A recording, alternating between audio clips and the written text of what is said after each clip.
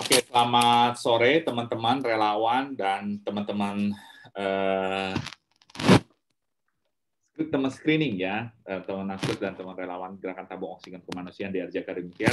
Pada sore ini kita akan melakukan edukasi untuk penggunaan tabung oksigen, terutama dalam hal penggunaan senang dan pemantauannya. Ya, sebelum kita mulai, kita satu dalam doa. Bu Susiana, boleh pimpin doa, boleh ya? Baik, ya teman-teman yang terkasih, kita berkumpul hari ini untuk mendapatkan sesuatu manfaat. Kiranya sebelum kita mulai, kita berdoa menurut kepercayaan masing-masing dan izinkan saya untuk memimpin secara Katolik. Dalam nama Bapa dan Putra dan Roh Kudus. Amin. Amin. Bapa yang Maha Kasih, terima kasih karena begitu besar kasih-Mu bagi kami semua para relawan yang bersatu hati untuk membantu sesama kami. Di mana pada hari ini Kau kumpulkan kami untuk agar kami bisa mendapatkan sebuah sharing yang bermanfaat sehingga kami pun bisa mendapatkan pengetahuan yang lebih baik lagi untuk dibagikan bagi sesama kami. Kiranya Kau pimpin kami dalam pertemuan kami hari ini supaya berjalan dengan lancar dan juga manfaat yang kami terima pun bisa menjadi berkat bagi sesama kami. Doa ini kami haturkan oleh perantaraan Kristus Tuhan kami. Amin. Amin. Terus, amin. Amin. Oke, terima kasih Bu Susiana.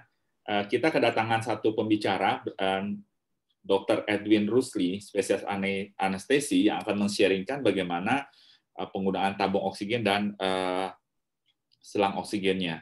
Beliau praktek di Rumah Sakit Premier Bintaro. Betul ya, Dr. Edwin? Saya biasa panggil Dr. Igon. Oh, sorry. Juanli, sorry. Premier Bintaro udah rumah sakit lama, banyak senior di sana, ada guru saya juga. Saya di Mitra Keluarga Bintaro. Oh iya, pokoknya saya ingat Bintaro. Iya, di sektor 3 ya. Bintaro sektor 3. Bintaro sektor 3. Oke, beliau akan men-sharingkan kepada kita bagaimana penggunaan tabung oksigen dan indikasi dan lain sebagainya. Waktu dipersilakan. Tempatnya soalnya di Zoom, jadi tempatnya masing-masing, waktunya saja. Terima kasih ya. Tolong slide-nya ya. Ya, oh iya, sebagai informasi, Dr. Edwin Rusli juga menjadi donatur kita di awal-awal. Pada saat saya blast gerakan tabung oksigen di Januari ya, tiba-tiba minta nomor rekening. Saya bilang, wah buat apa? Saya padahal nggak ini. Terima kasih, terima kasih. Terima kasih, dokter. Unmute, boleh unmute? Belum di-unmute, Dok? Oke. Sudah. Oke, ya, terima kasih. Lanjut ya. Oke, selamat sore Bapak Ibu sekalian. Saya berusaha menjelaskan pemakaian oksigen ya dengan berbagai alat. Maksudnya tabung oksigen kan disambung dengan alat-alat misalnya seperti yang cuma nah ini tabung oksigen ya. Tabung oksigen perlu regulator yang berwarna hijau itu yang ada ukuran flow meter atau alirannya, liter per menit, dan juga ada tekanannya yang seperti tekanan yang kita bisa lihat ya. Ada kalau masih berisi cukup oksigennya dia tentunya akan di daerah warna hijau ya, kalau sudah makin kurang, makin sedikit akan ke arah warna merah. Tekanan otomatis kalau sudah mau habis, kalau cepat habis itu berarti pemakaiannya boros ya. Kalau tabung yang kecil mungkin cuma bisa pakai 1-2 jam kalau misalnya pakai metodenya pakai masker atau pakai non-rebreathing mask ya, nanti kita lihat. Dan jangan lupa kalau sudah pakai regulator dengan flow meter ini harus ada humidifier ya. Ini pelembab yang isinya air. Itu airnya juga harus diisi dengan air steril harusnya ya. Kalau di rumah sakit punya namanya WFI, Water for Injection. Jadi kita bisa isi pakai air itu. Kalau misalnya pakai air mineral sih mungkin bisa, cuma sebenarnya belum steril ya. Harusnya air yang steril. Ini digunakan untuk melembabkan oksigen yang akan masuk ke tubuh pasien sehingga tidak terjadi kekeringan di lapisan mukosa bilangnya, atau lapisan yang namanya selaput lendir bahasa Indonesianya ya. Karena oksigen dengan konsentrasi tinggi akan bisa mencederai mukosa sehingga gampang berdarah. Jadi nanti mungkin ada pasien yang kok saya keluar darah ya, kayak mimisan gitu, walaupun cuma sedikit, itu biasanya karena pemakaian oksigen yang flow-nya tinggi dan konsentrasinya juga tinggi. pernah terjadi beberapa kali walaupun tidak selalu. Ya. Silakan Dr. Johanli, mohon slide-nya. Saat ini memang oksigen sangat diperlukan ya, terutama saat ini yang masih banyak kan COVID ya, pasien-pasien dengan penyakit COVID yang memang virus COVID ini menyerang paru-paru sehingga paru-paru kita itu yang misalnya 100% dulunya sebelum kena COVID bisa mendapatkan oksigen semuanya, bisa menampung oksigen dari oksigen yang dihirup dengan kadar cuma 20% ya oksigen dari alam. Tapi pada saat kena COVID, paru-paru kita itu berkurang kemampuannya untuk menampung atau menghirup oksigen. Sehingga kita perlu oksigen yang lebih murni, yang lebih tinggi konsentrasinya. Jadi oksigen yang kita berikan dari tabung oksigen atau dari misalnya ada alat di dalam ambulans, pokoknya semuanya sumber oksigen, itu akan meningkatkan konsentrasi ya atau kemurnian oksigen, sehingga begitu dihirup oleh pasien, keadaan dia diharapkan menjadi lebih baik karena paru-parunya ada gangguan. Yang pertama yang paling sederhana, hanya perlu aliran atau flow yang paling kecil adalah yang namanya nasal kanula ini ya. Ya, ini di paling baik memang posisinya begini. Jadi yang ada dua seperti bisa masuk ke hidung itu ya, seperti tonjolan itu dimasukkan benar-benar ke lubang hidung, kedua-duanya ke kiri dan kanan, lalu digantungkan alat selangnya itu ke telinga kiri dan kanan dan dikunci di daerah dagu ya. Penggunaan ini bisa digunakan pada pasien yang masih mengalami sesaknya yang ringan. Jadi misalnya mungkin saturasinya cuma 91, 92. Ini bisa pakai alat seperti ini dan kita memberikan flow oksigen di regulator itu mulai dari 1 liter per menit sampai 4 liter per menit. Itu kira-kira oksigen atau konsentrasi oksigen yang diberikan itu sekitar, ada perkaliannya, itu sekitar 24% sampai 36% kalau konsentrasinya. Kalau kita sehari-hari tidak pakai oksigen tambahan, menghirup oksigen dari Tuhan itu dari alam, konsentrasinya cuma 20% sampai 21%. Ya.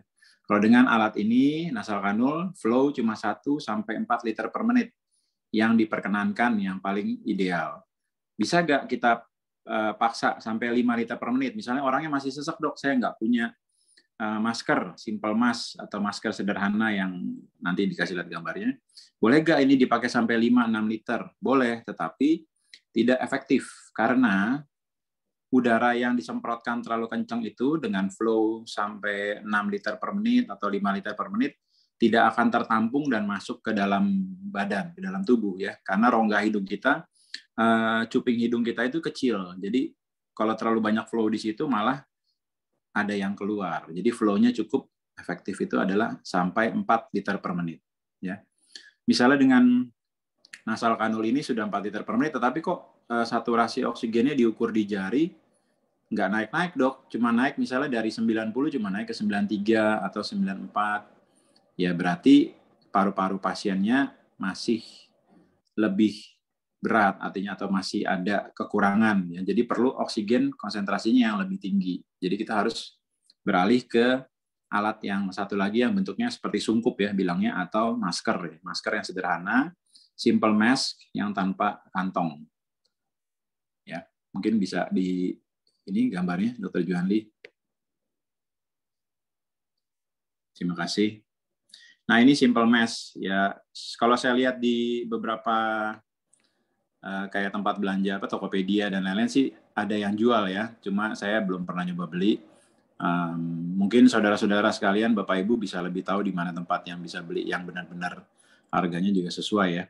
Kalau ini simple mask, dia memang kita seperti kalau yang nggak tahu atau nggak biasa kayak dibekep ya. Kayak pakai masker, cuma ini dia bikinnya bening. Ada yang warna putih bening, ada yang hijau, macam-macam. Tapi warna umumnya adalah hijau dan putih. Simple mask ini kita bisa lebih meningkatkan konsentrasi oksigen dengan meningkatkan flow atau aliran di regulator ya. Regulator itu kan mulai dari 0 sampai 15 liter per menit, setahu saya ya, meterannya. Jadi kalau dengan alat seperti ini, kita bisa lebih memberikan flow lebih dari si nasal kanul yang tadi. Kita bisa mulai dari 5 liter sampai 7 atau 8 liter per menit. Ya. Dengan meningkatnya aliran yang diberikan, otomatis konsentrasi oksigen akan meningkat. Karena di masker ini udara akan kumpul, ya. Dia bertugas atau berfungsi sebagai tampungan oksigen, ya. Cadangan oksigen yang ngumpul di situ dan terus-terusan bisa dihirup oleh melalui hidung atau mulutnya dari si pasien yang sakit. Nah, ini juga ada lubang-lubangnya, jadi orang bisa bernafas dengan enak, menghirup otomatis enak karena flow-nya cukup, ya. Jangan kalau memakai alat ini, memakai simple mask, tetapi alirannya cuma 4 liter. Jangan, kenapa? Kurang. Jadi takutnya malah pasiennya sesek, ya, kekurangan aliran oksigen. Pada saat dia inspirasi dengan 5 liter sampai 8 liter per menit, dia cukup enak. Pada saat dia ekspirasi atau mengeluarkan udara yang sudah dia hirup, dia akan keluar melalui lubang-lubang kecil itu di samping kiri dan kanan masker. Ya. Walaupun dengan seperti ini, masih ada aja pasti yang udara yang keluar dari mulut atau hidung itu pasti akan ada terhirup lagi sedikit. Tidak keluar seluruhnya. Ya, karena dia tidak punya katup di tempat lubang-lubang tersebut. Ya. Mungkin sudah ada yang pernah pakai atau pengalaman pakai ini, ya. Nah, ini ada seperti besi, seperti cincin, ya, separuh lingkaran di dekat hidung, di dekat tulang hidung, nanti itu disesuaikan sehingga dia cukup menempel erat di wajah si pasien. Karena kan struktur wajah manusia itu berbeda-beda, ya. Ada yang tulang pipinya lebih maju, ada yang misalnya pasien kita seorang lansia yang gigi atas, gigi bawahnya juga sudah kurang, jadi bentuk dari rahangnya sudah lebih peot, ya, istilahnya, kita masuk ke dalam, kita perlu menyesuaikan si masker ini sehingga benar-benar fit, benar-benar pas di wajahnya pasien. Itu lebih baik, ya. Jadi tidak boros, oksigennya tidak banyak yang rembes keluar. Jadi lebih banyak yang bisa dihirup ke dalam tubuh pasien. Ya, mungkin boleh untuk berikutnya, Dr. Juanli. Nah, ini gambarnya bukan cuma maskernya saja. Ini masih simple face mask, sorry. Ya, betul. Ini masih ya, Dr. Juanli masih face mask atau masker oksigen sederhana di mana tidak ada kantong yang berfungsi untuk menambah cadangan oksigen. Ya. Jadi ini nggak ada kantongnya, cuman warnanya beda aja yang tadi digambar gambar ya, bukan foto, ya. Yang tadi gambar itu warnanya putih, ini cuma hijau, yang ini putih. Ini ada talinya, kalau bisa memang ya dan harus dipasang, ya. Talinya dipasang di kayak kita masang masker, dikaitkan ke arah belakang kepala. Dikaitkan ke arah belakang kepala sehingga lebih enak, lebih cocok, lebih fit, lebih pas di muka pasiennya, ya. Dan nanti sumber oksigennya, jadi gini, kalau masang kayak nasal kanul atau simple mask seperti ini, atau nanti non-rebreathing masker dan lain-lain, kita sambung dulu jangan pasang dulu ke orangnya, kita sambung dulu ke sumber oksigennya. Dinyalakan dulu, baru kita pasang di pasien. Jangan kita pasang, baru disambung ke tabung oksigen. Karena pada saat kita pasang masker seperti ini, nggak ada oksigen yang mengalir, takutnya dia tambah sesak, ya. Walaupun mungkin cuma 5-10 detik gitu. Jadi sebaiknya sambung dulu selang oksigennya ke sumber oksigen, dinyalakan sesuai dengan aliran yang diinginkan, baru pasang maskernya ke wajah dari pasien, begitu. Ya, mungkin bisa selanjutnya, Dr. Juanli, terima kasih. Nah, ini yang berikutnya, ya. Jadi ada namanya yang berikutnya adalah masker yang rebreathing, artinya dia bisa dihirup kembali udara yang sudah dikeluarkan dari tubuh. Rebreathe, ya, artinya rebreathe, dia menghirup kembali, ya. Ada sebagian dari udara yang dikeluarkan dari tubuh dihisap kembali atau dihirup kembali.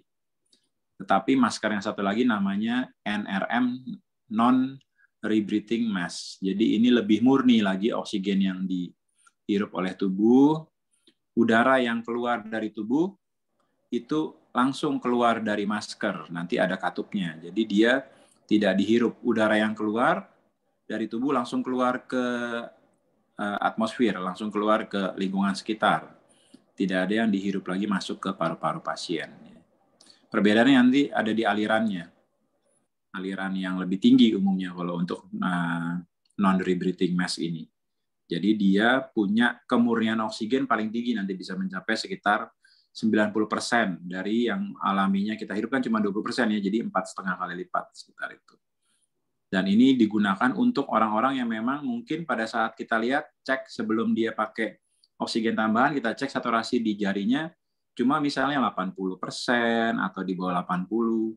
Sebaiknya langsung pakai yang seperti ini, karena konsentrasi oksigen yang diberikan bisa tinggi, dan juga ada masker, di bawah masker itu di daerah dagu ada kantong untuk menampung oksigen. Jadi orangnya lebih banyak punya cadangan oksigen ya. Lebih mudah untuk meningkatkan saturasi oksigennya yang bisa dihirup. Begitu. Ya, mungkin bisa berikutnya, Dr. Juanli. Nah, ini teorinya ya.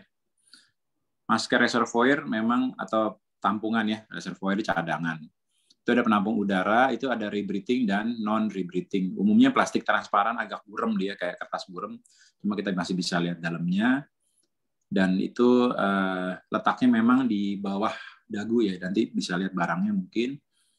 Perbedaannya yang satu tidak pakai katup. Jadi di lubang-lubang samping masker itu ada yang tidak pakai katup, namanya rebreathing mask.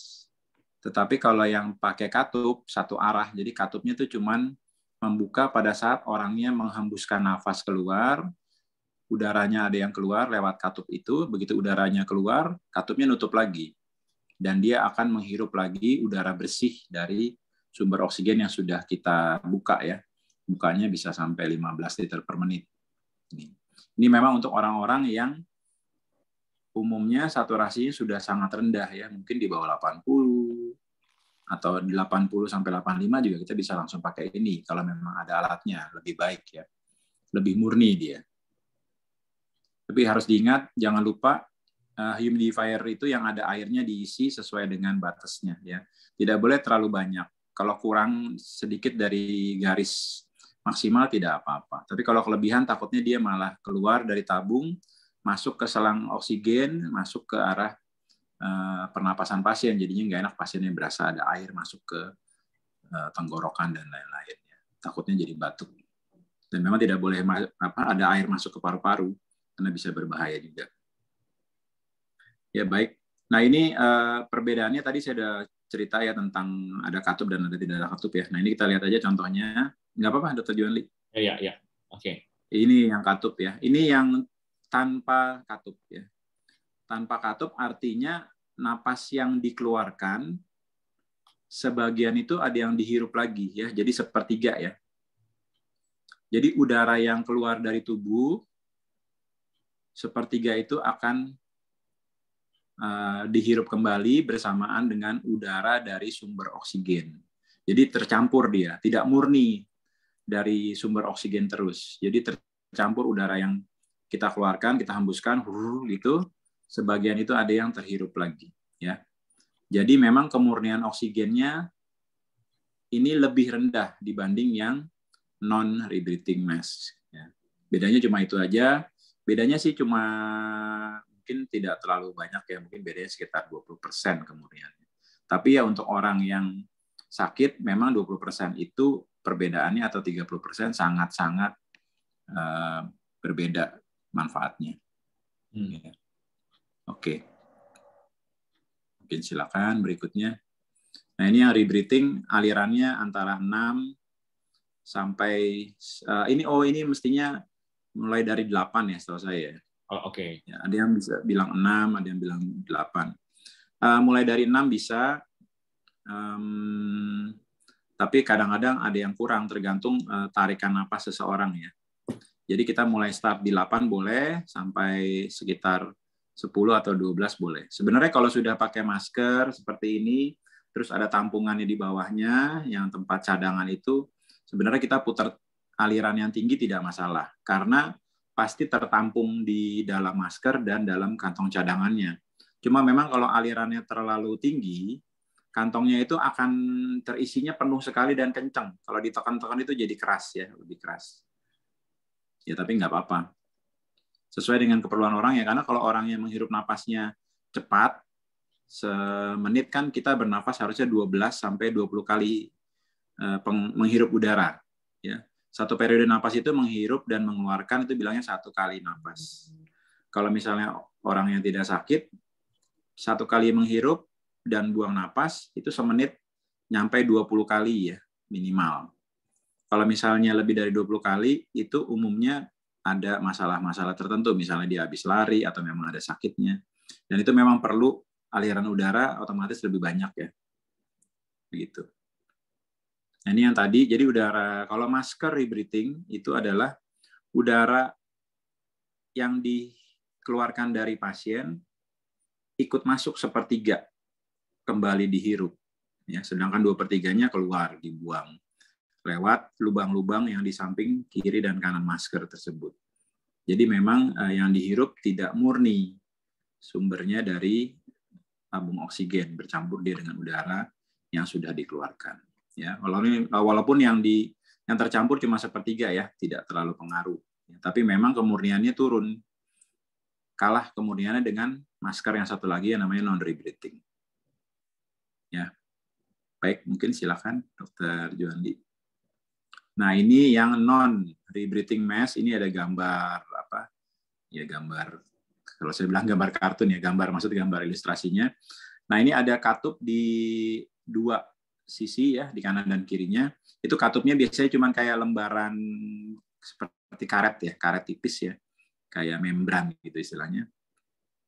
Nah, pada saat seseorang itu mengeluarkan napas, katup ini membuka ke arah luar, udara pernapasannya yang keluar dari tubuh keluar semua ke arah atmosfer, ke arah lingkungan, sehingga pada saat orang ini menghirup napas kembali, katup ini nutup. Udara dari luar pun tidak ikut nyampur. Jadi murni dari tabung oksigen yang masuk semua ke orang tersebut. Jadi udara luar tidak nyampur ke dalam. Tetapi pada saat dia mengeluarkan napas atau ekspirasi, itu udaranya akan keluar seluruhnya melalui katup tersebut yang ada di kanan dan kiri dari masker. Jadi ini benar-benar lebih kemurniannya paling tinggi kalau dengan menggunakan non-rebreathing mask. Sehingga pada orang-orang yang misalnya, kayak teman saya ada yang bilang, ini saya mau konsultasi, dia kebetulan bukan dokter, ini ada keluarga saturasinya cuma 60, 70, gimana ya? Paling bagus langsung pakai non-rebreathing mask, kalau punya ya. Kalau punya. Pakai ini, kenapa bagus? Bukan karena mujarab atau apa, tetapi memang sesuai dengan keperluan, sesuai dengan indikasi. Jadi ini bisa meningkatkan konsentrasi oksigen di dalam tubuh pasien yang sakit, sehingga nanti hasilnya yang kita lihat adalah orangnya harusnya menjadi lebih segar, tidak pucat ya, yang pertama kita lihat. Yang kedua, pada saat ditempel saturasi oksigen di jari, pasti harusnya akan menjadi saturasi akan meningkat. Kenapa sih kita repot-repot perlu macam-macam, ada yang masker, ada yang alat-alat untuk oksigen ini, karena ya memang keperluannya macam-macam. Ada orang yang cuma perlu pakai nasal kanul sudah seger, kayak ada ipar saya kebetulan kena COVID juga. Tapi kalau sudah pakai nasal kanul cuma 1 liter, 2 liter per menit, dia lebih seger, nggak ngos-ngosan. Jalan juga lebih enak, bisa bangun dari tempat duduk lebih kuat gitu, nggak lemes. Tapi kalau dia nggak pakai oksigen, dia kembali lemes. Berarti memang dia paru-parunya belum pulih total ya. Kalau COVID ini memang lama. Paru-paru bisa pulih mungkin setelah 2-3 bulan setelah dia dirawat. Pulang dirawat ya, karena penyakitnya memang sulit. Oke, kembali ke sini. Kalau misalnya punya non-rebreathing mask ya silakan dipakai. Misalnya ada keluarga yang punya tabung oksigennya cukup banyak isinya dan punya alat ininya juga non-rebreathing mask. Ya. Tetapi kalau cuma saturasi 91, 92, tanpa oksigen tambahan, tanpa bantuan oksigen yang lain-lain, pakai nasal kanul atau simple mask yang tadi tanpa kantong cukup sebenarnya. Aliran cuma 1 liter, 2 liter. Kita lihat, tapi tetap namanya udah pakai alat seperti ini, kita harus lihat. Kalau misalnya dikasih 2 liter per menit, saturasinya berapa? Misalnya naik dari 91 ke 95. Masih kurang nggak? Ya kalau bisa lebih baik dari 95. Kita coba putar lagi, tambahin ke 3 liter per menit. Kalau dia bisa naik saturasinya, ya itu lebih baik.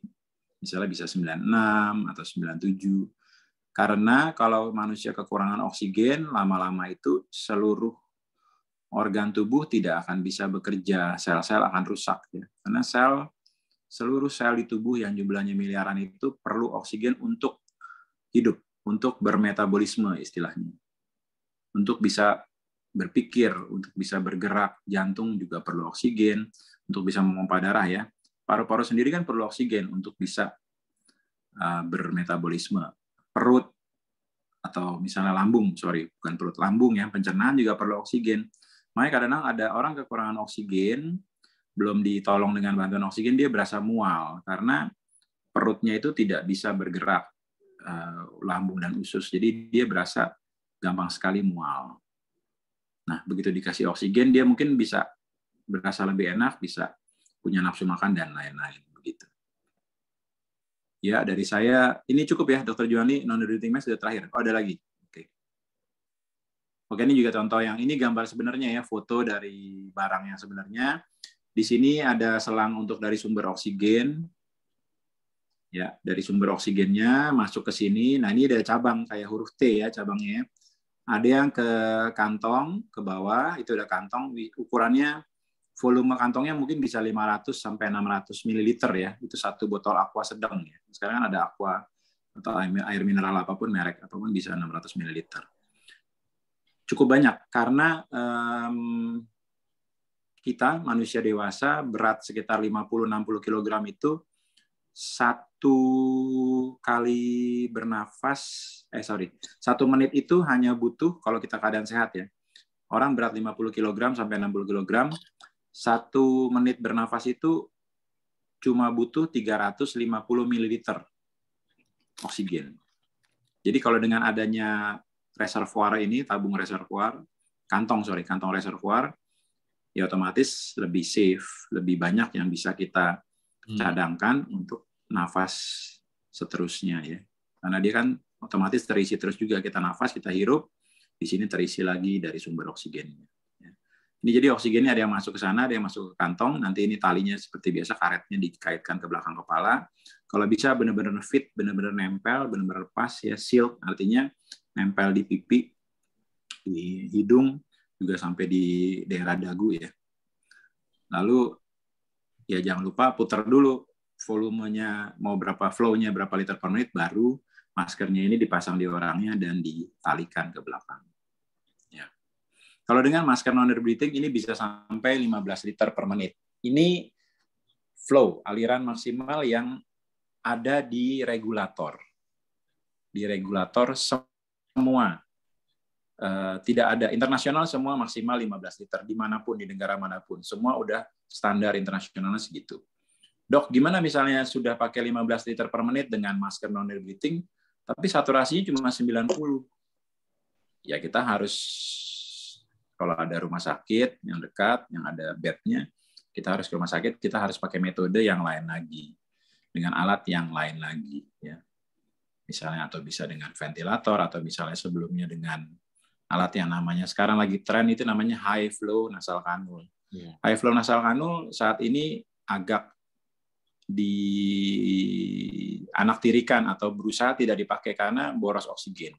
Karena dia flow-nya mulai dari 30 liter per menit sampai 60-70 liter per menit, sangat boros ya. Tapi ya kalau memang punya cukup oksigen ya nggak apa-apa. Masalah di rumah sakit, sudah beberapa rumah sakit sudah mulai berteriak bilang kekurangan oksigen di sentral oksigen mereka yang tabungnya tinggi sekali, itu yang liquid ya, oksigen liquid. Yeah. Gitu. Karena banyak penggunaan high flow nasal cannula ini ya. Tapi ya memang orangnya perlu, kadang-kadang kita nggak bisa bilang tidak dikasih juga gitu. Baik, mungkin ada pertanyaan dari Bapak Ibu sekalian. Oh iya, ini ada lagi ini lupa Ju.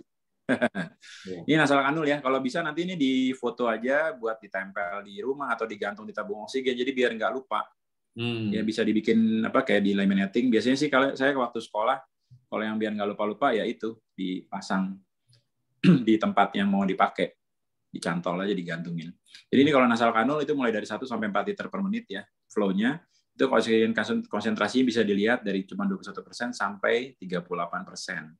Kalau masuk ke simple face mask, jadi masker tanpa kantong itu 5 sampai 8 liter, itu konsentrasi oksigen yang diberikan oleh dari tabung itu bisa 30 sampai 60%. Nah, kalau meningkat berikutnya, semakin tinggi flow, otomatis kalau space-nya benar, tampungannya benar, itu semakin tinggi konsentrasi oksigennya.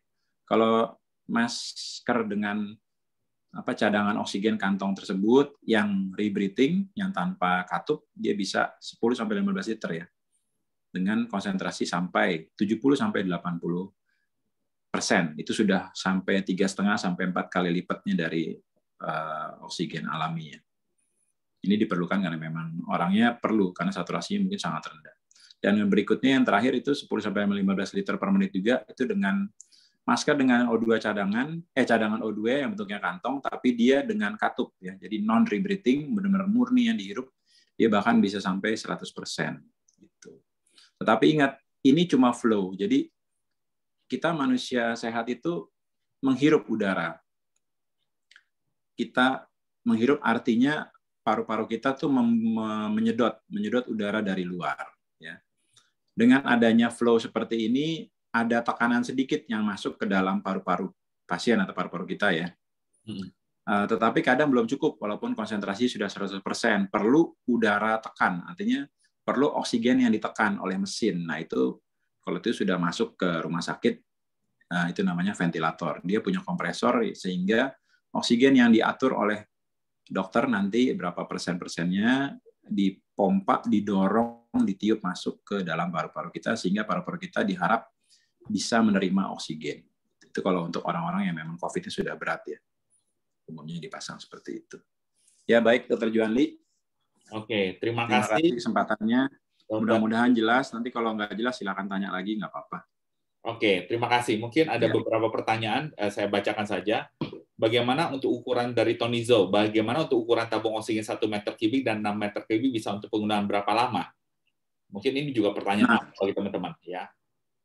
Iya, kalau untuk ukuran tabung memang saya nggak hafal ya, karena pasti 6 meter kubik lebih banyak isinya. Dan tergantung flow-nya yang digunakan. Kalau kita pakai 1 meter kubik dengan 10 liter per menit, ya mungkin pemakaiannya cuma 1-2 jam mungkin, karena flow-nya, aliran yang dipakai deras sekali 10 liter per menit ya. Sebenarnya ada perhitungannya, nanti saya akan coba cari ya. Itu ada perhitungan-perhitungannya, tapi pasti akan bentuknya seperti grafik atau tabel seperti ini ya. Kalau 6 meter kubik itu sebenarnya bisa cukup lama. 6 meter kubik itu tabung yang sedang ya, setahu saya. Tabung oksigen itu ada ukurannya dari C sampai ada abjadnya. Yang paling besar itu yang mungkin tingginya sekitar 1,5 meteran ya, kalau yang kubiknya paling besar. Tetap volume tabung yang paling besar otomatis akan bertahan lebih lama kalau yang dipakai flow-nya hanya untuk nasal kanal atau misalnya sampai cuma 5 liter per menit pakai simple face mask. Begitu. Nah, makanya tergantung ininya. Bapak yang nanya, Bapak ya? Tonizo, iya betul Bapak. Ya, Pak Tonizo. Ini memang tergantung dari flow yang digunakan. Kalau flow cuma 2 liter per menit, otomatis tabung 1 meter kubik pun bisa lama. Mungkin bisa beberapa jam. Ya, gitu. Ya, thank you Dr. Edwin. Thank you. Ya. Oke. Lalu dari Tonizo juga, apa bedanya sentral oksigen di rumah sakit dengan tabung oksigen? Bedanya di mana? Kalau sentral oksigen di rumah sakit, dia sebenarnya bedanya adalah otomatis kapasitasnya lebih besar karena dia liquid oksigen. Liquid oksigen yang nanti dialirkan ke pipa-pipa baja, steel pipa besi atau baja, saya kurang paham, tapi pasti dari sentral dimasukkan ke dalam tembok-tembok rumah sakit, nanti keluar tetap dari source keluarnya itu di dinding harus kita pasang regulator dulu, pasang humidifier dulu, baru ke pasien. Tetap sama sebenarnya. Cuma mungkin cadangannya dia sangat-sangat banyak. Bisa puluhan ribu liter mungkin ya, tergantung dari liquid oksigennya yang berapa besar, tabungnya berapa tinggi. Itu saya nggak paham, tapi cuman paling suka ngelihat tabungnya aja. Memang tingginya bisa 4 meter, 5 meter ya tabungnya itu. Oke, terima kasih. Mungkin diselingi oleh pertanyaan saya, kapan sih sebenarnya penggunaan tabung saturasi berapa yang harus menggunakan tabung oksigen begitu? Saturasi berapa? Ya, saturasi di bawah 95 sebaiknya. Kalau memang sakit, saturasi di bawah 95. Oh iya. Iya. Oke. Sorry. Tadi panggilan. Ya, jadi gini, kalau misalnya seseorang yang memang sakit ya, sakit apapun ya, entah dia di luar COVID lah, diukur saturasinya, kita percaya ini alat ukur saturasinya benar, dan dia saturasinya di bawah 95 dengan keadaan rileks ya. Maksudnya dia bukan habis lari atau apa, keadaan rileks, kesadaran misalnya masih oke, ya dia butuh oksigen, sebaiknya diberikan oksigen. Atau dia bilang merasa sesak, mulai pusing, itu tanda-tanda kekurangan oksigen ya. Atau bilangnya saya mulai mual dan lain-lain. Itu tanda-tanda pertama kekurangan oksigen. Kalau seseorang sudah sampai ujung-ujung jarinya, kukunya itu udah mulai biru, itu umumnya saturasinya sudah di bawah 90 atau mungkin bisa di bawah 80 ya. Jadi silakan dipakai, tapi mulai dari kalau memang punya, kalau misalnya saturasi di bawah 95, silakan mulai pakai nasal kanul aja dulu. Nggak usah langsung non-rebreathing mask yang terlalu tinggi flow-nya, karena tidak perlu juga. Gitu. Oke. Ya. Ada pertanyaan terakhir dari Dr. Maya. Apa yang terjadi kalau flow-nya 2-3 liter per menit tapi memakai NRM? Ya, takutnya nanti malah CO2 yang kita hirup. Kita kan bernafas, menghirup O2, mengeluarkan CO2. Kalau cuma flow-nya 2-3 liter per menit, sedangkan metode atau alat yang kita pakai itu harusnya lebih flow-nya, nanti yang kita hirup kebanyakan adalah CO2-nya. Kita tidak bisa bernafas cukup, takutnya tambah sesek. Gitu. Takutnya tidak memperbaiki malah. Sebaiknya mendingan kita buka aja maskernya, kita hirup dari udara luar. Yang flow-nya bisa kita tergantung dari kita sedot ya, dari kita yang kita hirup begitu. Oke. Makanya sebaiknya kalau memberikan terapi oksigen harus lihat juga ini kira-kira misalnya angka jarum di regulatornya sudah mau masuk ke kuning nih. Dan kita pakai nasal misalnya 4 liter per menit yang paling mentok nasal kanul. Udah harus siap-siap buka tabung cadangan karena jangan sampai habis terus kita lupa gitu. Kalau nasal kanul mungkin nggak apa-apa kita pakai atau habis jadi 0 liter per menit gitu. Nggak apa-apa karena masih ada dari rongga hidung itu kita masih bisa hirup udara dari luar, masih bisa nyampur. Tetapi kalau kita pakai sungkup yang non-rebreathing atau pakai rebreathing, udara dari luar itu akan sangat sedikit yang masuk kan, takutnya kita akan malah lebih banyak menghirup CO2-nya. Ya, takutnya malah kita jadi kekurangan oksigen. Oke, terima kasih. Berarti kapan sebaiknya, berarti kalau seandainya di bawah 90%, sebaiknya menggunakan non-rebreathing sudah ya, karena sudah kekurangan atau bagaimana? Kalau ada. Kalau misalnya tidak punya, pakai simple mask aja cukup, kita setel aja. Oke. Yang paling tinggi 8 liter. Gitu. Oke. Tapi kalau seandainya misalnya nanti dilihat tetap, tapi namanya terapi oksigen kita udah atur, kita harus lagi lihat saturasinya naik nggak, orangnya tambah seger nggak, tetap harus ada pantauan sih. Gitu. Oke. Ini ada banyak pertanyaan lagi, mungkin karena waktu ya teman-teman, singkat jelas padat saja. Oksigen. Ya. Di WA aja boleh, Ju. Boleh. WA-in ke boleh. gue aja. Jawab, ya. Jawabin satu. Kalau udah dipanggil ada orang mau CT scan, ya. Oke. Tapi itu pertanyaan terakhir boleh itu, Dok? Yang itu yang konsentrator. Silakan. Iya, silakan. Bagaimana dengan pasien post-COVID yang sudah pulang ke rumah, Dr. Ima, yang sementara dia masih belum bisa di atas 95%? Berapa liter per menit yang harus diberikan? Kalau post-COVID itu, setahu saya memang parunya tidak bisa kita paksa untuk mendapatkan gambaran di oximeter ya, atau di pulse oximeter yang saturasi itu di atas 95. Itu kadang-kadang sulit. Kita lihat toleransinya, misalnya dia dengan 95 dia tidak merasa sesek, dia bisa aktivitas biasa, artinya mungkin bisa mandi sendiri, bisa pakai baju sendiri, bisa jalan dalam rumah, muter-muter, tidak ada sesak atau tidak sampai keluar keringat, tidak merasa pusing, sebenarnya nggak usah pakai oksigen. Tapi kalau mulai dia bilang ada merasakan gejala, aduh nggak enak nih, kayak saya narik napasnya berat atau apa, saturasi 95 ya silakan pasang 1 liter sampai 2 liter per menit, harusnya cukup ya. Gitu. Oke. Karena pemulihan paru post-COVID, saya baca-baca di jurnal-jurnal, ya bisa 2-3 bulan parunya. Gitu. Ya, baik. Oke. Terima kasih Dr. Edwin Rusli atas pemaparannya yang sangat sistematis, sangat bermanfaat buat kita. Terima kasih selamat bertugas, dan dari para relawan dan pasien tentu akan sangat bermanfaat sesi ini. Dan kami juga menarik ya kalau tabel ini akan kami laminating dan tempelkan di tabung-tabung. Ini saya ambil dari Google sih, memang dia untuk silakan aja. Nanti cari-cari sendiri juga. Ya. Siap. Terima kasih. Terima kasih. Ya, baik. Terima kasih. Selamat sore semuanya. Sore. Stay safe, stay healthy. Oke, thank you. Thank you. Terima kasih. Oke. Teman-teman, sangat luar biasa pemaparan dari Dr. Edwin Rusli. Saya yakin bisa memberikan gambaran pada teman-teman bagaimana penggunaan tabung oksigen dan pemilihan selang oksigennya. Ya, selama ini gerakan kami membantu pasien-pasien COVID-19 yang saturasinya di bawah 90%. Ya, ada yang 80, ada yang 60, ada yang 65, dan di dalam grup itu kami selalu dikatakan ini adalah SOS, gerak cepat. Dr. Maya langsung bergerak cepat di dalam WhatsApp grup, colek-colek dokter untuk screening, colek-colek relawan tabung oksigen dan lain sebagainya. Ya, jadi dengan pemaparan Dr. Edwin Rusli ini memberikan gambaran pemilihan tabung oksigen pun selang-selangnya, ya. Dan karena juga tabung oksigen yang kami dapatkan sudah cukup banyak, maka kami melakukan triase yang lebih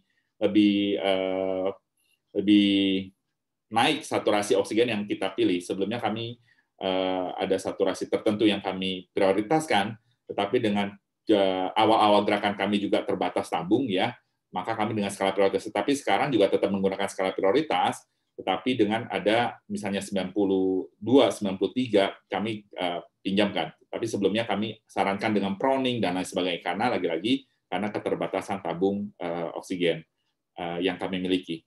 Mungkin ada beberapa pertanyaan lagi yang bisa di chat saja, nanti saya akan jawab dan blast kepada teman-teman, karena nanti Dr. Edwin akan menjawabnya by WA, begitu teman-teman. Mungkin Bu Susi ada tambahan atau teman-teman lain, grup koordinator dan ITI?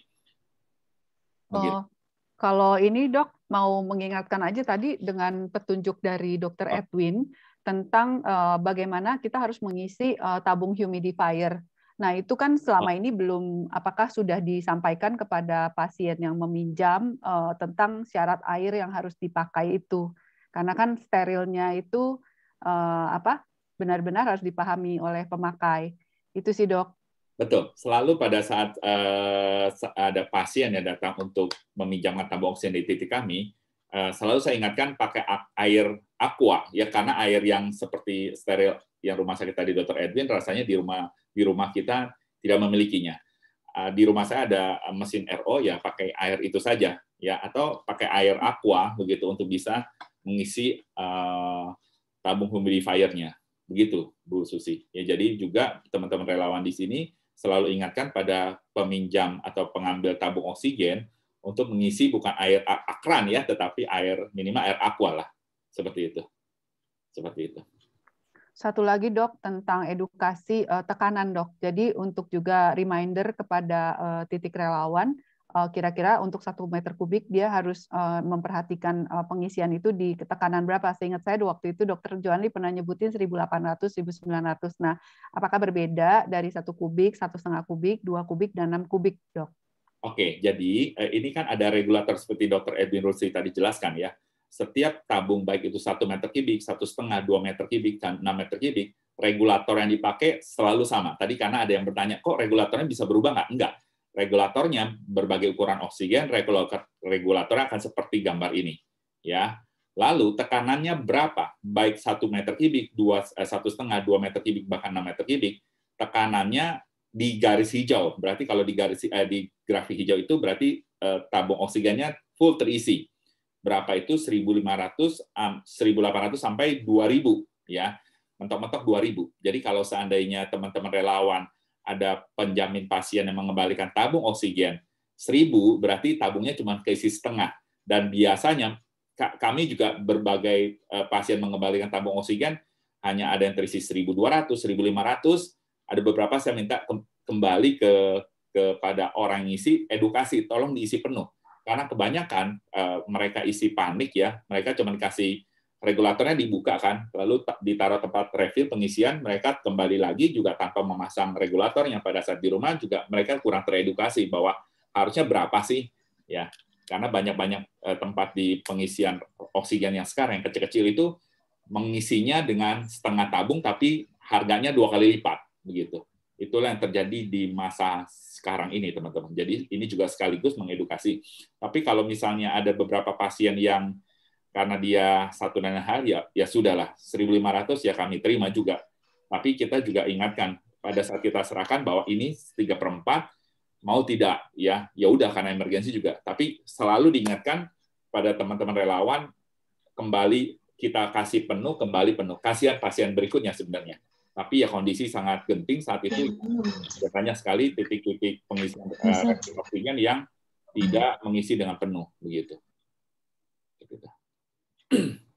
Oke. Sama nanti titip pertanyaan dari tadi yang saya lihat di chat grup, Dok, ada yang menanyakan tentang itu. Kalau kita habis meminjamkan kepada pasien COVID, itu apakah ada dampak kalau dipakai dengan yang pasien yang tidak COVID gitu setelahnya? Kira-kira gitu sih, Dok, sama konsentrator oksigen tadi, Dok, titip pesan. Oke, oksigen. Oke. Terima kasih, Bu Susi. Boleh catat di ini, soalnya saya boleh bantu catat ya. Terima kasih. Ci, ada pertanyaan, Ci Silvi Ahui, silakan Ci. Angkat tangan, silakan unmute sendiri. Ya, yang tadi sudah dibaca sama yang tadi pertanyaan saya, kalau misalkan tabung kita sih bekas dipakai sama pasien COVID, bagaimana cara kita membersihkan supaya bersih kembali? Okay. Demikian juga relawan kan itu kalau bekas dipakai orang COVID, setelahnya apa yang mesti dilakukan kita kan? Oke, terima kasih. Apakah bahaya nggak? Ya, betul. Sebenarnya saat kita memberikan tabung oksigen, dari gerakan tabung oksigen ini kami di titik relawan sudah mensterilkan permukaan tabung oksigen tersebut ya dengan teknik tertentu. Yang ada juga di kelas di Linktree kami ada edukasinya ya. Nah, bagaimana dengan kalau seandainya tabung oksigen yang sudah post orang COVID dipinjamkan dengan non COVID? Ya, sebenarnya kalau sudah disterilkan nggak apa-apa ya, karena kan kita tahu ya penularan COVID bisa dari sentuhan dari tangan kita yang tidak bersih, kita pegang mata, mulut, hidung, sehingga masuk ke mukosa virusnya. Nah, kan kita dengan tabung-tabung oksigen yang sudah dipakai orang COVID, dia pegang sana, pegang sini, ya kita sterilkan. Di mana sebelumnya kita juga mengedukasi keluarga pasien meminjam tabung oksigen tersebut untuk mensterilkan. Tetapi kita tetap pada saat menerima tabung oksigen yang dari pasien COVID tersebut, tetap titik relawan kami akan membersihkannya kembali. Ya. Lalu bagaimana dengan regulatornya? Ya, regulator juga kita akan bersihkan, cuci dengan sabun, lalu disinfektan kembali. Ya, selagi-lagi video edukasi ada di Linktree kami. Lalu selangnya bagaimana? Selangnya kami tidak harap kembali. Ya, kita dalam gerakan ini juga meminjamkan, memberikan secara gratis selang NRM. Tetapi dengan edukasi dan meningkatnya saturasi oksigen yang kita akan pinjamkan pada pasien, maksudnya batas range saturasi oksigen, maka selang kanul juga menjadi satu hal pilihan untuk gerakan ini. Jadi sebelumnya memang kami semua menggunakan NRM ya karena memang saturasi dan triase yang kami terapkan di bawah 90% tersebut. Memang menjadi satu tantangan tersendiri karena tabung-tabung oksigen yang misalnya awal-awal gerakan kami belum ada yang 6 meter kubik awal-awal ya, dengan 1 meter, 1,5, 2 meter kubik, dengan penggunaan yang cukup tinggi, volumeternya, maka cepat habis. Dan itu kita juga sudah edukasi kepada keluarga pasien yang mengambil. Tetapi dengan ada yang tabung-tabung yang sekarang 6 meter kubik, itu bisa sangat membantu. Masalahnya adalah challenge-nya untuk tabung-tabung yang 6 meter kubik, pengangkutannya saja, ya pengangkutan dari dan ke titik relawan atau titik pasien tersebut. Begitu Ci Ahui atau Ci Silvi untuk pertanyaan dan jawabannya. Begitu. Jadi memang aman dengan catatan sudah dibersihkan, sudah di steril, begitu kan? Oke. Terima kasih. Sama-sama. Ada pertanyaan dari Martin Wijaya, salah satu titik relawan kami. Izin tambahin, saya di edukasi sama pengisi oksigen kalau di pinggir jalan itu full mentok 1.500 ya dokter. Dan teman-teman tolong saya koreksi karena kemampuan tekanan jumlahnya terbatas kalau mau tembus better pengisian depot gede. Tapi sekarang sebenarnya mereka juga bisa. Ya, saya sebelum COVID ini saya sering bantuin klinik Suster Putri Kasih untuk isi tabung oksigen di jalan panjang di tempat pengisian kecil bisa sampai 1.800 kok. Tapi ya sekarang dengan masa pandemi ini mereka menurunkan pengisiannya dengan harga yang 2 kali lipat. Ya, jadi hitungan bisnis sebenarnya. Oke, terima kasih. Jadi ya tergantung, sebenarnya bisa, tapi mereka tidak mau melakukan itu dan dengan alasan seperti itu ya. Tapi sebenarnya sebelum pandemi tabung-tabung oksigen yang kami isi bisa sampai 1.800 di tempat yang depot-depot kecil juga begitu. Seperti itu. Oke. Ada pertanyaan lagi sebelum kami tutup, teman-teman. Saya yakin edukasi ini sangat bermanfaat untuk gerakan tabung oksigen dan teman-teman relawan. Pun saya juga blast informasi ini kepada teman-teman lainnya di berbagai WhatsApp group supaya kita sama-sama saling teredukasi, begitu. Oke. Kalau tidak, maka saya akan simpulkan teman-teman ya dari gerakan tabung oksigen untuk kemanusiaan di akademika di sesi edukasi tabung oksigen dan penggunaan peselangnya. Oke. Jadi ini tadi sudah dijelaskan oleh Dr. Edwin bahwa ini adalah bagian-bagian dari tabung oksigen, ya. Bagaimana penggunaannya pun bagaimana pemilihan detail cairan untuk humidifier-nya. Lalu pastikan levelnya jangan sampai melebihi maksimal level ya, karena kan kita tahu ya oksigen yang bisa cairan tersebut bisa masuk ke paru-paru gitu ya. Itu yang kita hindarkan. Oke, ini adalah mentok sampai dengan 15 liter per menit untuk regulator ini. Lalu ini selang kanul, nasal kanul, ini berbagai contoh saja, ini simple mask, lalu ada yang rebreathing mask dan non-rebreathing mask. Ya, tentu dengan satu slide yang terakhir ini menjadi penting ya teman-teman ya. Nah ini dia, ini menjadi satu catatan penting bahwa berapa persen oksigen konsentrasi yang akan dihasilkan dari tekanan dan pemilihan selang atau masker dari oksigen tersebut. Dan menjadi ide menarik, kita akan upgrade pelayanan kita. Tiap-tiap tabung ini mungkin kita akan cetakkan seperti ini, laminating, sehingga bisa juga mengedukasi keluarga pasien. Dengan meningkatnya batas peminjaman saturasi pasien yang kita pinjamkan, kita juga harus berpikir untuk menggunakan nasal kanul, yang mana sebelumnya kita menggunakan non-rebreathing mask, karena kan pasien-pasien yang kita tolong di bawah 90%. Seperti itu. Demikian, Dr. Maya ada tambahan sebagai koordinator Naskes di tim screening. Ya, selamat sore. Sore, silakan. Saya pikir kita kan pasien-pasien sekarang udah mengarah yang saturasinya lebih tinggi dari yang awal-awal kita pinjamkan tabung. Jadi mungkin kita mesti adjust yang dari non-rebreathing mask ke nasal kanul atau ke simple face mask ya. Nanti kita mungkin mesti godok lagi kali ya Dr. Juanli ya. Betul. Karena kan memang awal-awal kita skala prioritaskan dengan keterbatasan tabung kita juga ya, betul ya. Tapi dengan sekarang tabung-tabung sudah mulai tersedia ya, tanda kutip, dan batas peminjaman, batas saturasi oksigen pasien yang bisa dipinjam sudah naik, maka pemilihan pemilihan selang juga perlu menjadi bahan diskusi kita untuk ditindaklanjuti. Setuju, Dr. Maya? Ya. Oke, thank you. Ya, tentu kita ada, ya mungkin di titik relawan kami, kita juga perlu ditambahkan nasal kanul atau sampel face mask ini, begitu. Tinggal nanti dokter screener-nya menentukan kepada titik relawan mana selang oksigen yang diberikan. Bukan begitu, Dr. Maya? Ya, betul. Mungkin saya pikir juga ada hubungannya sama ini, sama besarnya tabung ya. Jadi saya pikir kalau yang tabung cuma 1 meter kubik terus kita pakai NRM kan kayaknya banyak yang sebentar aja sudah habis karena kan flow-nya itu mesti tinggi ya NRM-nya. Berat. Bukan itu saja, Dr. Maya, tetapi kita karena juga tabung-tabung yang 1,6 meter kubik juga sudah tersebar di titik relawan kita dengan skala prioritas pasien-pasien yang misalnya 90 ke bawah ya, misalnya 80, kita prioritaskan juga tabung 6 meter kubik tersebut juga dengan tetap selang NRM. Jadi kita mungkin ada tabel ya. Kalau saya ini tabung mana, kita tekan sudah ada plotnya. Tabung mana di titik mana, ukurannya mana, lalu pada saat dia saturasi berapa, selangnya apa. Sehingga itu menjadi patokan di teman-teman screening juga. Seperti itu. Jadi kita buat flow. Ya, mungkin lebih detail lagi sekarang nanti kita buat itunya lebih detail lagi. Setuju. Ya. Ciami, Dokter. Nanti digodok lagi. Siap. Dokter Maya adalah koordinator atau korbit tenaga medis kami yang akan men-screening pasien-pasien. Oke. Dokter Maya dapat salam dari Surjani Kurniawan. Oh, oke. Oh iya, salam lagi. Oke. Bagi teman-teman relawan di Solo, Surakarta, apakah ada pertanyaan dari teman? Sedikit aja, Dokter Juan. Dok, ya silakan. Jadi kami kemarin sempat follow up dikit, ngobrol dengan teman-teman di Solo, dengan Pak Martono.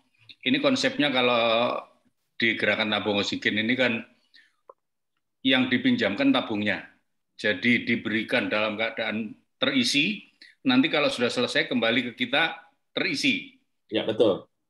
Ada kemungkinan di Solo biaya boleh kembali dalam keadaan kosong. Nanti kami yang isi dari kami. Ada kemungkinan seperti itu. Kalau misalnya begitu boleh kan? Boleh. Tergantung kekuatan. Kekuatan teman-teman Solo ini relawannya sudah siap. Jadi luar biasa, Dok. Jadi silakan.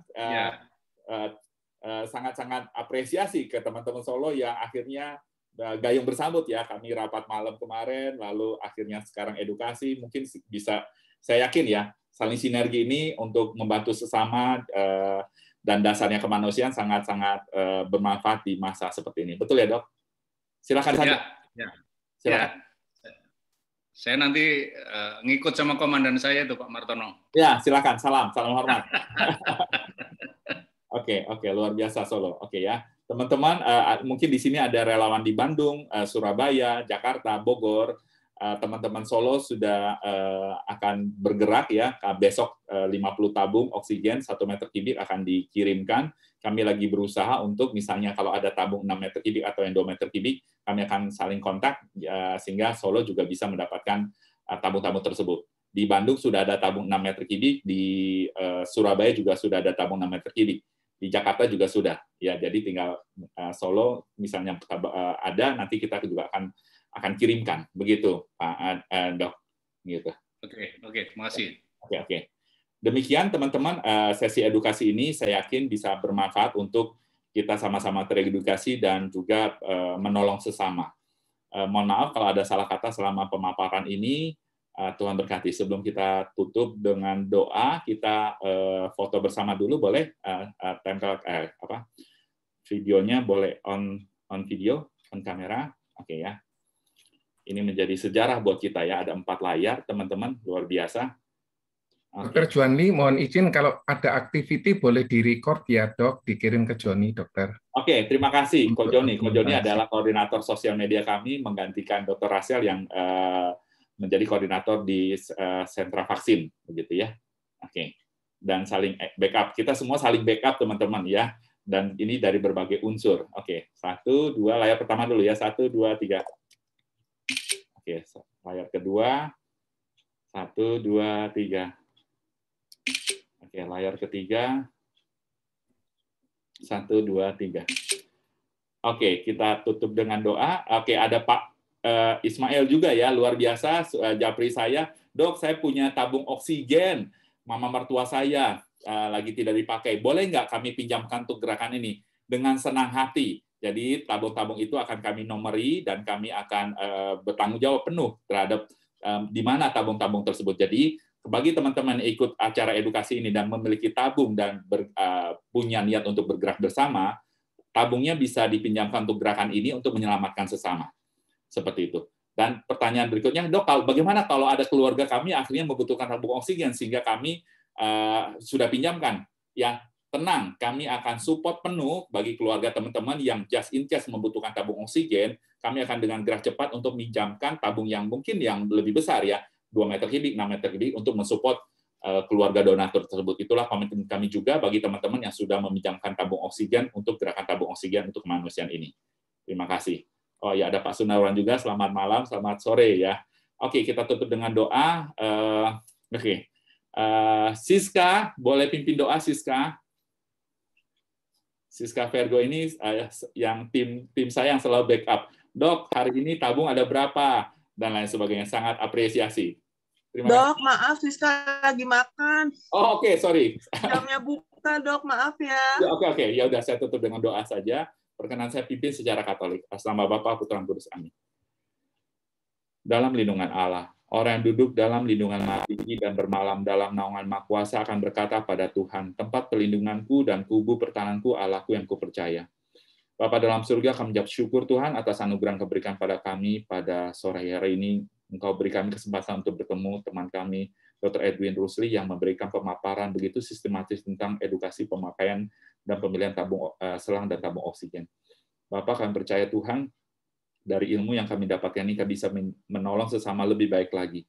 Semuanya untuk memuji muliakan nama-Mu ya Tuhan, dan kami percaya Tuhan, Engkau juga menyembuhkan pasien-pasien kami tolong, dan Engkau jaga selalu donatur-donatur kami dan teman-teman relawan kami ya Tuhan. Kemuliaan pada Bapa, Putra, dan Kudus seperti pada permulaan, sekarang, selalu, dan sepanjang segala abad. Amin. Atas nama Bapa, Putra, dan Kudus. Amin. Terima kasih teman-teman atas waktunya. Stay safe, stay healthy, hand in hand, untuk saling membantu sama di masa pandemi ini. Terima kasih. Terima kasih, Dokter.